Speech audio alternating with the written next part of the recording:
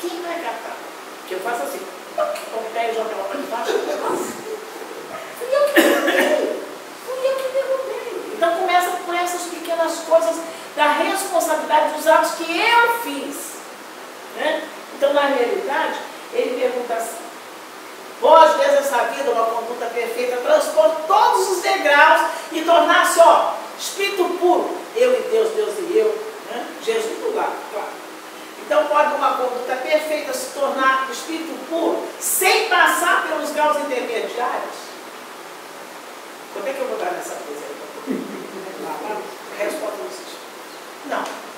Pois o que o homem julga perfeito longe está da perfeição. Quem não lê esse detalhe, eles só vê assim, são coisas fechadas, São Sebastião, por nadar, que quer ser assim. Nada de negócio de não trocar o vinho, não queira, entendeu?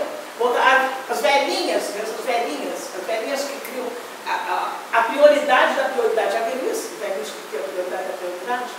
Aproveita que é velhinho e bota assim o carrinho de supermercado. Olha, segura aqui, empurra o carrinho. Aí você fica empurrando, o velhinho está catando coisa lá e você de criado dele empurrando o carrinho para ele. Então, só tenho só isso aqui. Posso sentar na sua frente? Eu estou com pressa. Todo mundo está com pressa hoje, porque você fica o tempo do engarrafamento, é precioso. Você gastou aquele tempo todo. Vocês conhecem alguém que não está com pressa? Todos estão com pressa. Então, não, pois que o homem julga perfeito, longe está da perfeição. Há qualidades que lhe são desconhecidas, a gente não sabe nem o que é. Há qualidades que lhe são desconhecidas e que ele não pode nem compreender.